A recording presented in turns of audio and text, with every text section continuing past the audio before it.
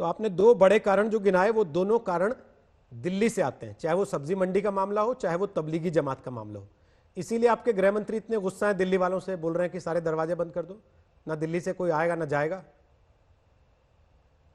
मुझे गृह मंत्री जी के बारे में तो कुछ नहीं कहना है, उनके बारे में उनके मन में क्या है और क्या उन्होंने कहा होगा, क्या बोला होगा, ये तो आप बेहतर जानते हैं। लेकिन मुझे ये पता है कि हमारे यहाँ कोई भी बाहर से आने वाला व्यक्ति वो कोरोना लेकर के आता है, तो हमको उसकी एक प्रकार से चेकिंग तो करनी पड़ेगी।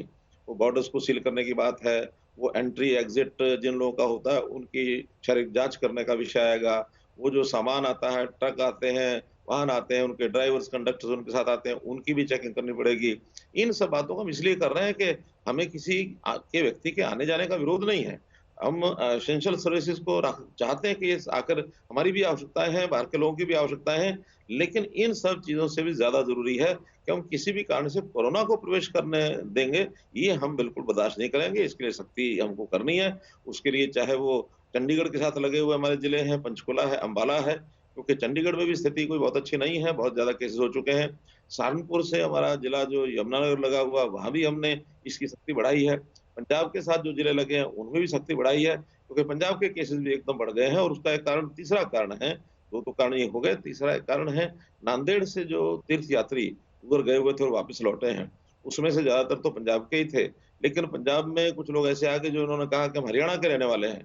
उनको हम जब लेकर के यहाँ आए और उनकी टेस्टिंग की, तो 2 लोग हमारे यहाँ भी पॉज़िटिव निकले हैं। हम्म। उसमें भी अब एक खतरा ये बना हुआ है कि जो बड़ी संख्या में बाहर से लोग आते हैं, तो हम उनको निर्देश दे रहे हैं कि जो ऐसे लोग बाहर से यहाँ आए हमारे हरियाणा में, पहले वहाँ 14 दिन के लिए क्वारंटाइन होना चाहिए उनका, बाद में उनकी टेस्टिंग करके तब वो भेजेंगे, तब उनको हम यहाँ लाएँगे। किसी कारण से वहाँ टेस्टिंग नहीं होती है, तो हमारे यहाँ आने के बाद हम उनकी टेस्टिंग कराएँगे, ताकि कोरोना पॉज़िटिव व्यक्ति वो तुरंत उसकी पहचान हो सके और वो फैला ना सके। गुरुग्राम तो ऑरेंज जोन में आ गया, फिर भी वहां बॉर्डर सील है, लंबे लंबे जाम लग रहे हैं। देखिए, जैसे मैंने बताया कि आखिर जो रिस्क बना हुआ है, पड़ोस में अगर कहीं ज़्यादा शिकायत है कोरोना पॉज़िटिव की, तो हमें तो उसकी एंट्री का तो देखना ही पड़ेगा और गुड़गाँव हमारे लिए बहुत एक महत्वपूर्ण स्थान है। एक न केवल अपने प्रदेश के नाते, न देश के नाते, बल्कि दुनिया के हिसाब से भी देखें, तो Gurugram is international city, icon city है हमारी। गुरुग्राम में किसी प्रकार का रिस्क हम बिल्कुल ले नहीं सकते और वैसे तो कोई भी ज़िले में नहीं आना चाहिए। लेकिन गुरुग्राम है, फरीदाबाद है, दिल्ली के अराउंड जो ज़िले हैं, उनमें अगर ये फैलता है तो इसका प्रभाव फिर आगे सँभालना बहुत कठिन हो जाएगा। इसलिए स्टेट बॉर्डर्स को पहले सील करना ये हमारा काम है, उसको हम कर रहे हैं। ये स्टेट बॉर्डर्स गृह मंत्री लोग अपने आप फैसला लेके सील कर देते हैं, या मुख्यमंत्रियों की आपस में बातचीत भी होती है? दिल्ली के मुख्यमंत्री और हरियाणा के मुख्यमंत्री एक दूसरे से बात करते हैं कि नहीं कभी, खासतौर पे जब से ये विवाद हो गया है? देखिए, इस विषय में केजरीवाल का फ़ोन आया था मेरे पास, अरविंद केजरीवाल जी ने जो मुझे कहा कि ऐसे-ऐसे कुछ आवश्यक सेवाएँ हैं, उनके लोग हरियाणा से आते-जाते हैं। मैंने कहा, हाँ, हमें मालूम है।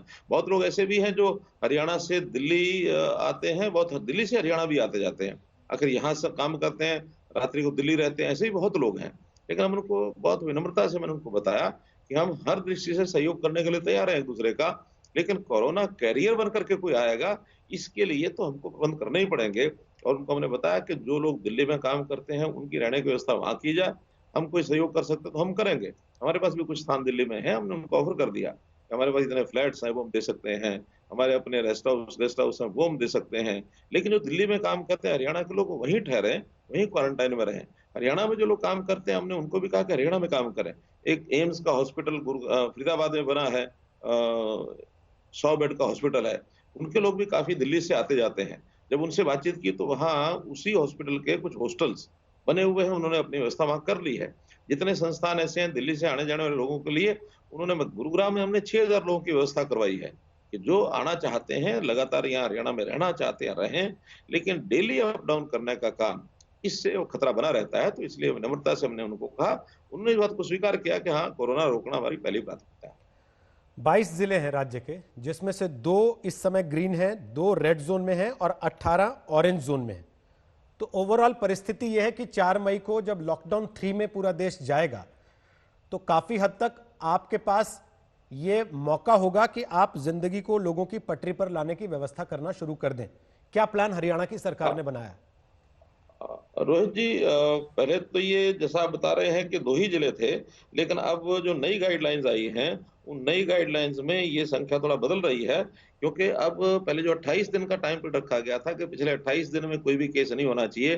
जो पॉजिटिव केस है 28 दिन के पहला का होगा, तो उसको ग्रीन मानेंगे, जहाँ 0 अब है। लेकिन अब उस टाइम पीरियड को 28 दिन के बजाय 21 दिन कर दिया गया है, और मैं समझता हूँ 21 दिन होने के बाद हमारी ये 4 तारीख को इन जिलों की संख्या 2 की बजाय 5 हो जाएगी। तो जी। 5 जिले जब हो जाएँगे, उस नाते से हमारी स्थिति कुछ पहले से बेहतर होगी।